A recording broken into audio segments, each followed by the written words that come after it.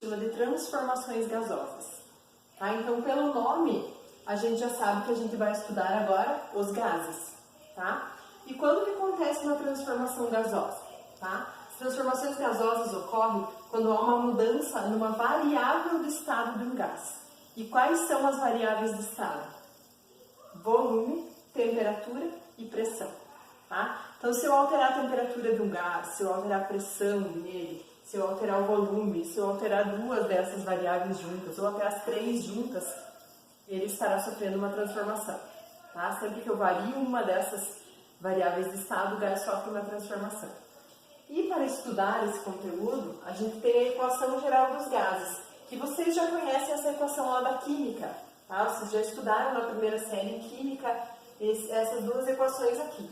Então, essa aqui é a equação geral dos gases. Tá? O que ela diz?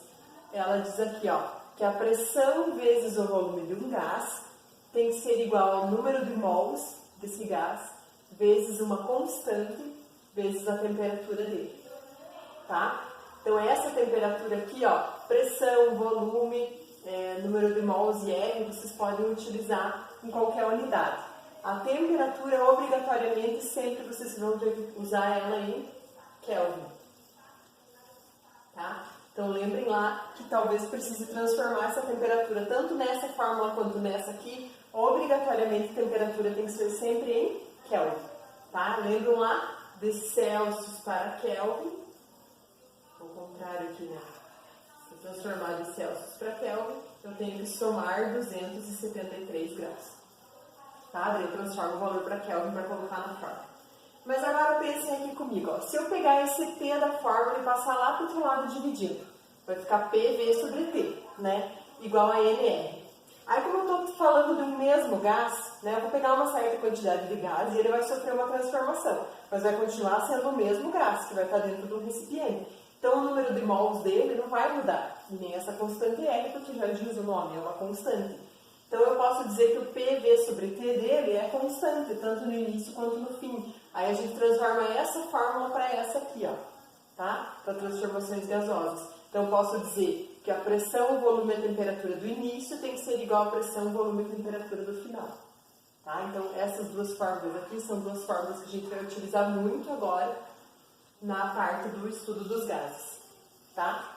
Pressão eu posso usar tanto em atm quanto em Newton por metro quadrado. Tá? Volume eu posso usar em metro cúbico, posso usar em ml, litro, depende do que o exercício vai me dar lá. O importante é que seja a mesma unidade dos dois lados. Tá? Só a temperatura, obrigatoriamente, sempre vocês vão utilizar Kelvin. Então, aqui eu tenho duas fórmulas bem importantes, tá? E a partir delas, daí a gente tem também aqui os tipos de transformação que o gás pode sofrer. Então, o gás pode sofrer uma transformação onde mudam todas as variáveis dele, e a gente vai utilizar essa fórmula, que é a fórmula completa. Ou ele pode sofrer uma transformação em que não mudam todas as variáveis dele, tá? Mudam só algumas. Então, a transformação isocórica, ó, iso significa igual, tá? Só pelo nome iso é porque alguma coisa vai permanecer igual, alguma coisa vai permanecer constante. Então, transformação isocórica é a transformação que tem volume constante. Então, vai mudar a pressão e a temperatura do gás, mas o volume permanece constante no início e no final. São os tipos de transformações que a gente vai fazer em recipientes com êmbolo móvel, tá? Que daí desculpa, êmbolo móvel não, recipientes com tampa que não tem como mudar o tamanho dele, tá? Então, elas vão ser feitas a volume constante. Como o volume é constante, ó, eu posso eliminar ele da fórmula. Então, eu vou ficar aqui com pressão sobre temperatura do início, tem que ser igual a pressão sobre temperatura do final, tá? Então, essa fórmula vocês vão utilizar para transformação isocórica. Volume constante, corta o volume da fórmula, tá? Agora, a transformação isobárica. Iso também significa igual, tá? E bárica significa pressão constante.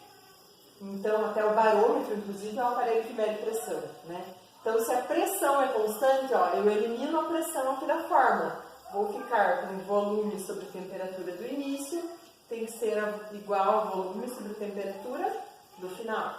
Tá, ó, adaptando a fórmula aqui. E a última transformação é a isotérmica. Então, também, iso significa igual, térmica está relacionado com temperatura. Então, significa que é uma transformação onde a temperatura permanece constante. Então, eu corto a temperatura da fórmula aqui, ó, e vai sobrar só pressão vezes volume do início, tem que ser igual a pressão vezes volume do final. Trabalho de um gás, né? Nós vimos lá, iniciamos a unidade que fala sobre transformações gasosas e vimos lá que é possível a gente variar pressão, volume e temperatura de um gás, tá? Agora, a gente vai ver quando que é a realização de trabalho. Então, assim, quando um gás recebe calor ou cede calor, né, energia na forma de calor, pode acontecer duas coisas com ele. Ele pode variar a sua temperatura ou ele pode variar o seu volume, quando ele recebe ou perde calor. Ou as duas coisas juntas, temperatura e volume, tá? Mas o trabalho é a parte que está relacionada com variação de volume.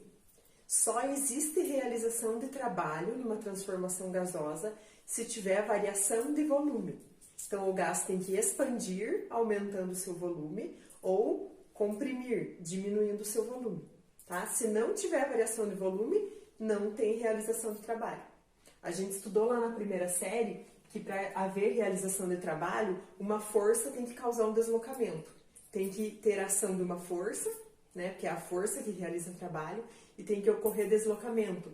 Então, aqui como a gente está estudando gases que estão encerrados dentro de recipientes fechados, normalmente através de um êmbolo aqui, vai ter uma força aqui que vai agir, comprimindo esse êmbolo para baixo, fazendo diminuir o volume do gás, ou empurrando esse êmbolo para cima, fazendo aumentar o volume do gás. Então, ó, tem ação de uma força e tem deslocamento do êmbolo. Aí vai haver realização do trabalho, tá? Então, ó, a termodinâmica estuda as relações entre energia térmica, que é calor, trocada, e energia mecânica, trabalho, realizada numa transformação de um sistema e o resto do universo, que denominamos meio externo.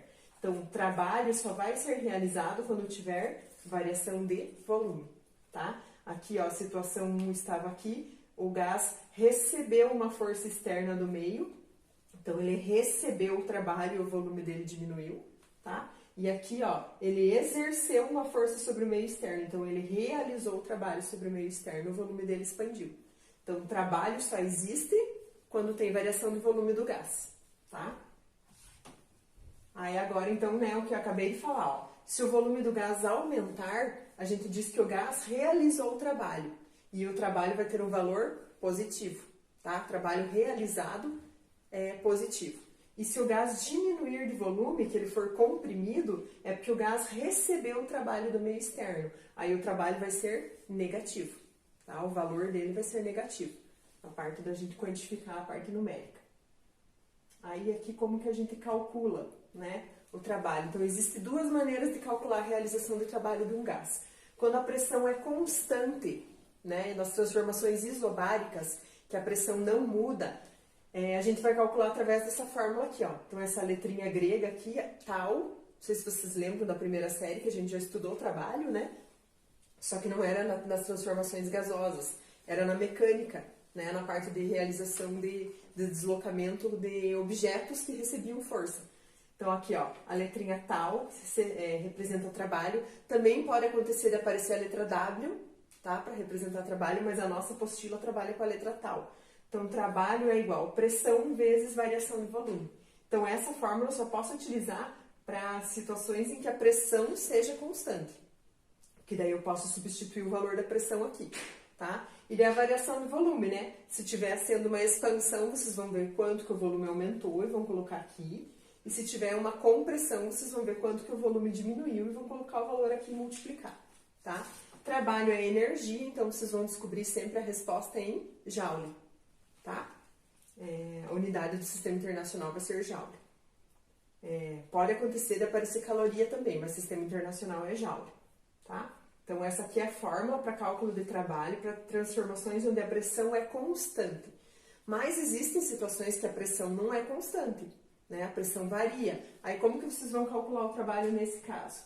Aí, para qualquer transformação gasosa que a pressão não seja constante, vai ser representada através de gráficos, tá? Então, quando vocês tiverem um gráfico de pressão por volume, Para descobrir o trabalho, é só vocês fazerem a área do gráfico, tá? Então, aqui eu pus um exemplo, ó, uma transformação aqui de um certo gás a uma pressão P aqui, com volume 1, e daí ele evoluiu para uma situação 2 de volume 2 aqui, ó.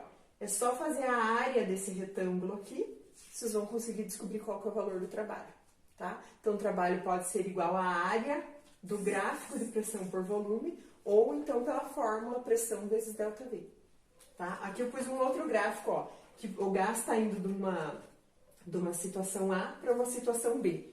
E ele pode ir de 3 maneiras diferentes, ó, são 3 transformações diferentes. Pode ser aqui através da transformação 1, a transformação 2 ou a transformação 3, tá? Mas só para vocês verem que o trabalho realizado nesses 3 casos é diferente. Olhem, aqui a transformação 1, ela era aqui, uma isobárica e depois uma isovolumétrica. Vocês vão fazer aqui a área do gráfico, que no caso é um retângulo, base vezes altura, tá? Se fosse direto aqui a transformação 2, ó, ele formou um trapézio aqui embaixo, tá vendo? Então, vocês iam fazer base maior mais base menor vezes altura divididos por 2, que é a fórmula dos trapézios. Ou vocês poderiam dividir a figura aqui, fazer triângulo mais retângulo, se não lembrarem a fórmula do trapézio, tá? Pode ser também. Se for a transformação 3, ó, que ele desce aqui uma isovolumétrica, depois uma isobárica, forma esse retângulo aqui embaixo. Vocês calculariam a área desse retângulo fazendo base vezes altura, tá? Então, sempre vocês vão fazer a área do gráfico para descobrir o valor do trabalho, tá bom?